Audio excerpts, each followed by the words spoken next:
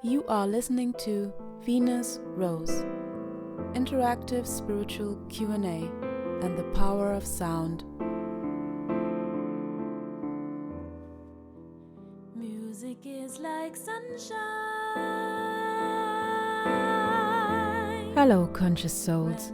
How are you feeling?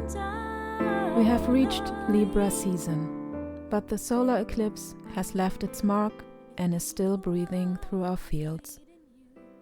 The moon in Aries is almost full and looked quite majestic yesterday when I gazed upon it in the evening sky.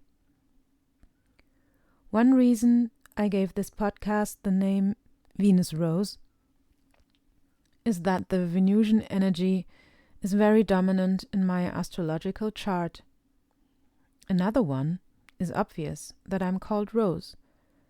But the third reason is that I love sacred geometry, and one of my favorite symbols is the Venus Rose mandala, which depicts the dance between our planet Earth and the planet Venus in the cosmos. Go ahead and Google it or ask your favorite AI about it. You can even find YouTube videos out there where the dance between those two planets is shown. You may ask, why am I talking about this today? On one hand, it is because we are in Libra season, and the balancing energies are prominent for the next weeks. Venus herself is coming into one of her home signs, Libra. The other one is Taurus, by the way, on the 13th of October to highlight these qualities even more. Venus is not only about beauty. Her principles are related to values. First of all, what you value about yourself and others, but also what has value for you on the outside. So when we talk about relationships in connection to Libra, it is not only the romantic ones that are meant, but the business partnerships as well. Any kind of connection, collaboration with others, or cooperations on a larger scale. Yes, the scales. Libra also stands for justice. But what is justice? To be honest, I don't think there is such thing in this universe. It is a concept made by humans. I believe there is such thing like balance. When one thing swings too far in one direction, it must swing back at some point. Please don't get me wrong, I am all for it when justice is being served, so to speak. But where's the justice when the antelope is caught by a lion and the mother has lost her calf? Or where is the justice when the lioness gets back empty-handed and her cubs are starving to death? I used to get on the nerves of the adults around me when I was a child with thoughts like this. And to this day, I look upon the world and ask myself, how can we solve this? I usually ask, what moves you? But today, I am talking about what is going on in my mind, a little. We are in extreme times. Many people from the New Age perspective are saying we are at a crossroads. They are talking about the Great Split.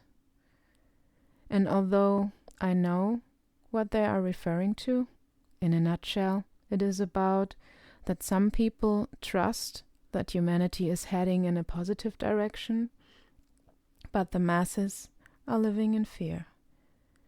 Fear about how to manage their livelihood, about AI perhaps, and about the Third World War.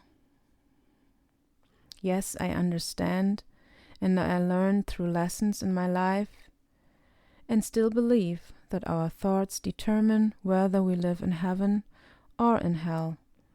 But it is not that easy 'cause many, many things influence our thoughts. Divide and conquer is an ancient tactic used since thousands and thousands of years by kings and governments, or simply put, those who were in power, to regulate the people. Still in full motion, so easily carried out in today's day and age with social media. One comment and boom. It is so uncomplicated to rally people against one another. Everyone can share their opinions, which is great, but our super or subconsciousness puts the emotion in front and people explode. That makes it harder to listen to each other and accept that someone else might have a different opinion about whatever matter it may be. I love listening to podcasts myself.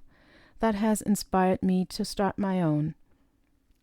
But recently, one of the podcasters I listened to shared her opinion about things that were against my core principles.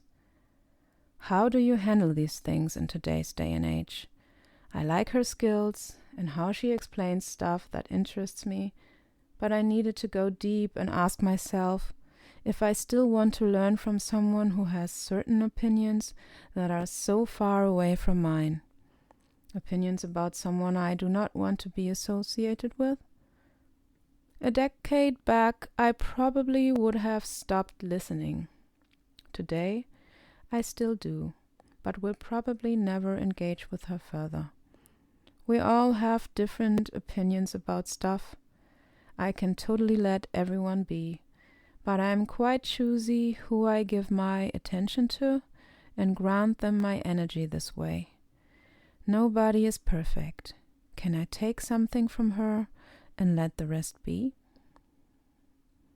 I explained earlier which reasons led me to name this podcast Venus Rose, and the dance between those two planets, Earth and Venus, is a symbol for me that the famous quote, "As above, so below," out of the Hermetic tradition, is true. We are all one, at least from my point of view.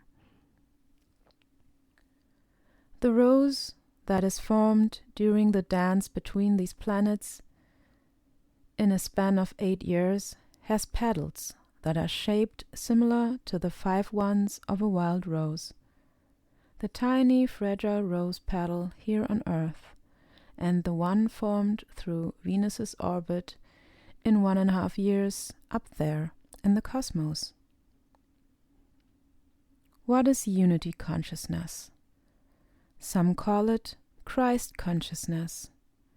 I'm not going into religion here.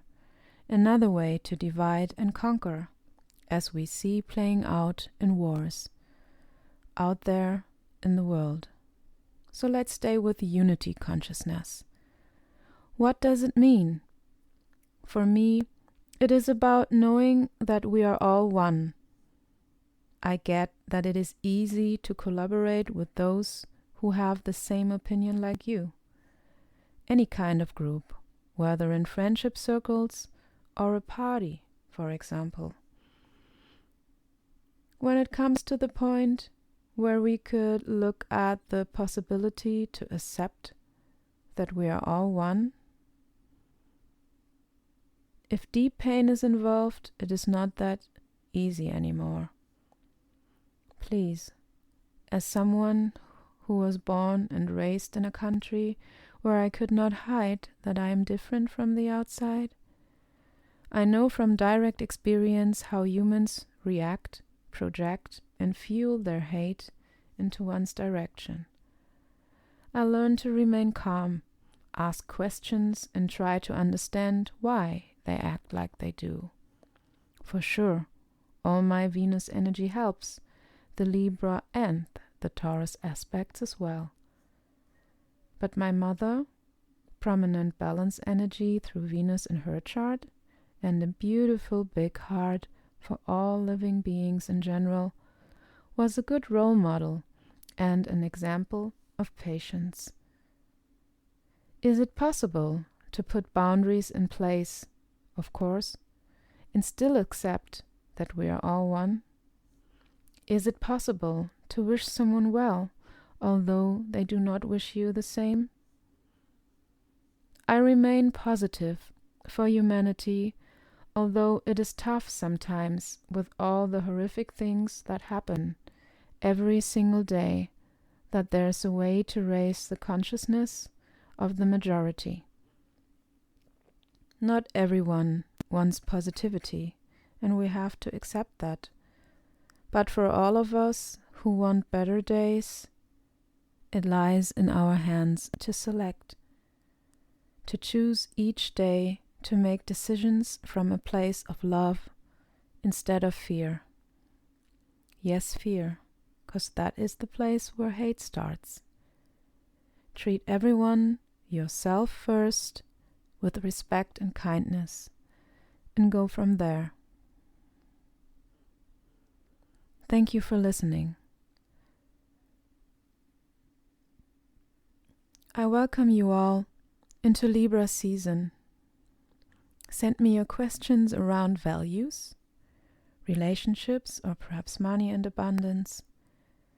Leave them in the comments of my YouTube channel named Crystal Seraphim Sounds or my Instagram. For those of you who do not have social media and love to send questions or would like to book a one-on-one session with me where we can dive in to spirituality and whatever your whole soul wants to let you know, send me an email for further details, and you can find everything in the show notes. Thanks again for tuning in, and have the most beautiful time out there. Love to you all. Rose.